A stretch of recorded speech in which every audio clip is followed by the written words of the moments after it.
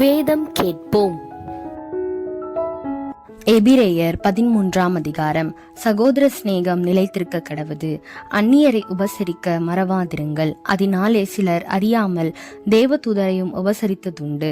கட்டப்பட்டிருக்கிறவர்களோடே நீங்களும் கட்டப்பட்டவர்கள் போல அவர்களை நினைத்து கொள்ளுங்கள். நீங்களும் சரீரத்தோடு இருக்கிறவர்கள் என்று அறிந்து தீங்கு அனுபவிக்கிறவர்களை நினைத்து கொள்ளுங்கள். விவாகம் யாவருக்குள்ளும் கனமுள்ளதாயும் விவாகம் மஞ்சம் அசுசப்படுத்ததாயும் இருப்பதாக. வேசிகளையும் விபச்சாரக்காரரையும் தேவன் நியாயம் தீர்ப்பார். நீங்கள் பண ஆசை இல்லாதவர்களாய் நடந்து உங்களுக்கு இருக்கிறவைகள் போதும் என்று எண்ணுங்கள். நான் உன்னை விட்டு விலகுவதில்லை, உன்னை கைவிடுவதில்லை என்று அவர் சொல்லியிருக்கிறாரே. அதனாலே நாம் தைரியம் கொண்டு கர்த்தருக்கு எனக்கு சகாயர், நான் பயப்படேன், மனுஷன் எனக்கு என்ன செய்வான் என்று சொல்லலாமே.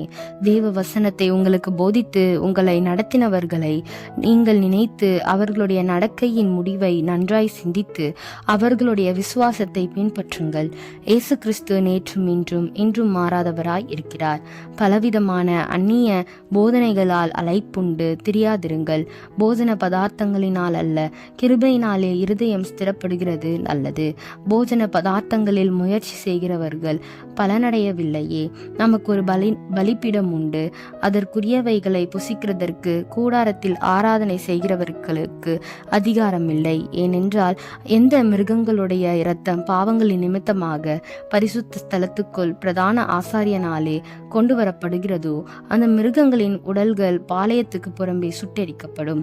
அந்தபடியே இயேசுவும் தம்முடைய சொந்த இரத்தத்தினாலே ஜனத்தை பரிசுத்தம் செய்யும்படியாக நகர வாசலுக்கு புறம்பே பாடுபட்டார். ஆகையால் நாம் அவருடைய நிந்தையை சுமந்து பாளையத்துக்கு புறம்பே அவரிடத்திற்கு புறப்பட்டு போக கடவோம். நிலையான நகரம் நமக்கு இங்கே இல்லை, வரப்போகிறதையே நாடி தேடுகிறோம். ஆகையால் அவருடைய நாமத்தை துதிக்கும் உதடுகளின் கனியாகிய ஸ்தோத்திர பலியை அவர் மூலமாய் எப்போதும் தேவனுக்கு செலுத்த கடவோம். அன்றியும் நன்மை செய்யவும் தான தர்மம் பண்ணவும் மறவாதிருங்கள். இப்படிப்பட்ட பலிகளின் மேல் தேவன் பிரியமாய் இருக்கிறார். உங்களை நடத்துகிறவர்கள் உங்கள் ஆத்துமாக்களுக்காக உத்தரவாதம் பண்ணுகிறவர்களாய் விழித்திருக்கிறவர்கள் ஆனபடியால் அவர்கள் துக்கத்தோடே அல்ல சந்தோஷத்தோடே அதை செய்யும்படி அவர்களுக்கு கீழ்ப்படிந்து அடங்குங்கள். அவர்கள் துக்கத்தோடே அப்படி செய்தால் அது உங்களுக்கு பிரயோஜனமாய் இருக்க மாட்டாதே.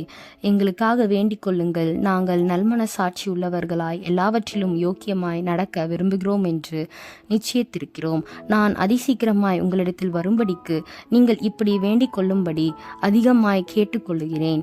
நித்திய உடன்படிக்கையின் இரத்தத்தினாலே ஆடுகளுடைய பெரிய மெய்ப்பரான நம்முடைய கர்த்தராகிய இயேசுவை மரித்தோரிலிருந்து ஏறி வரப்பண்ணின சமாதானத்தின் தேவன் இயேசு கிறிஸ்துவை கொண்டு தமக்கு முன்பாக பிரியமானதை உங்களில் நடப்பித்து நீங்கள் தம்முடைய சித்தத்தின்படி செய்ய உங்களை சகலவித நற்கிரியைகளிலும் சீர்பொருந்தினவர்களாக அவருக்கு என்றென்றைக்கும் மகிமை உண்டாவதாக.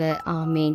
சகோதரரே, நான் சுருக்கமாய் உங்களுக்கு எழுதின இந்த புத்திமதியான வார்த்தைகளை நீங்கள் பொறுமையாய் ஏற்றுக்கொள்ளும்படி வேண்டிக் கொள்கிறேன். சகோதரனாகிய தீமோத்தேயு விடுதலையாக்கப்பட்டான் என்று அறிவீர்களாக. அவன் சீக்கிரமாய் வந்தால் அவனுடனே கூட நான் வந்து உங்களை காண்பேன். உங்களை நடத்துகிறவர்களையும் பரிசுத்தவான்கள் யாவரையும் வாழ்த்துங்கள். இத்தாலியா தேசத்தார் யாவரும் உங்களுக்கு வாழ்த்துதல் சொல்லுகிறார்கள். கிருபையானது உங்களோடு கூட இருப்பதாக. ஆமேன்.